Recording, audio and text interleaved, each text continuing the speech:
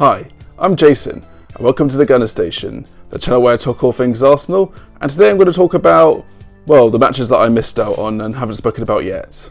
Now, my last video was actually before the Nottingham Forest game a few weeks ago. The reason for my lack of activity on YouTube is purely down to the fact that I've actually been in the process of moving homes. Not that you could particularly tell that fact, but now that I'm back, settled as well, I'm going to start making more videos and yeah, back by popular demand, what can I say? And, I was going to make a couple of videos on the Man United game actually, because for me that is still the greatest rivalry of the Premier League era. Wenger against Ferguson, especially late 90s, early 2000s. If you're around the same sort of age as me, you obviously grew up at school when it was Arsenal, Man United. That was the big rivalry.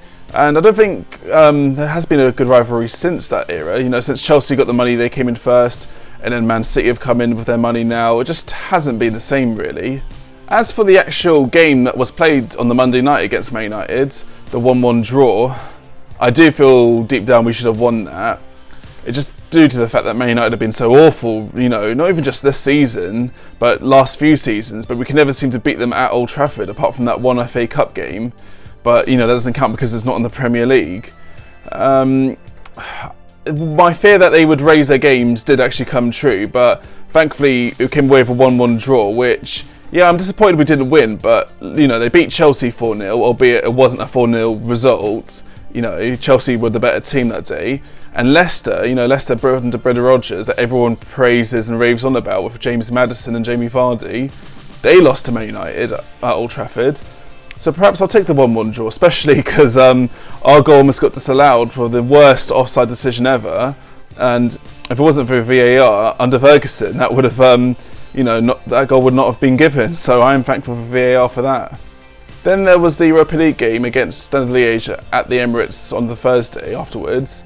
We won that 4-0 thanks to Martinelli, who looks quite the prospect, and I hope to see more of him going forwards.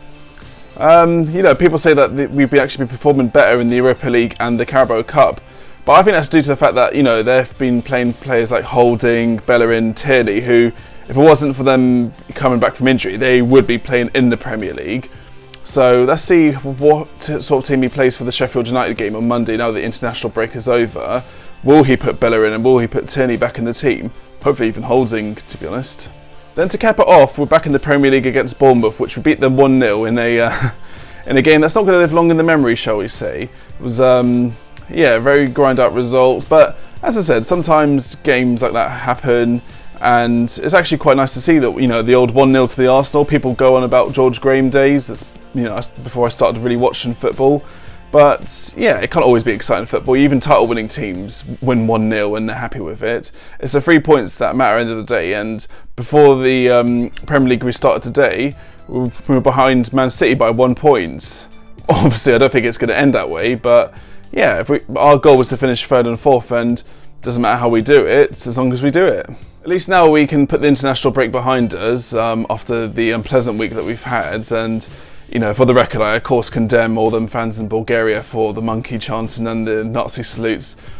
It's just, why is that still going on in 2019? Of course, it's not, let's just blame the Bulgarians, they're the worst, and England doesn't have any problems, or anyone else in the world doesn't have any problems. Of course we do, but it's just unfortunate to see that this still goes on in football, and I, condemn it as much as everybody else has been doing. But back to the Premier League, let's see how Emery, puts his team out against Sheffield United. I hope to see Bellerin and Tierney and put Rob Holding in there. I think Socrates needs to get dropped. Okay, David Luiz, he did score against Bournemouth. And actually, David Luiz, he either has amazing games or he has games where he just makes stupid mistakes. I'm willing to keep him in there for now, even though I am a huge fan of Callum Chambers, and I believe that Chambers and Holding should be our centre-back partnership going forwards.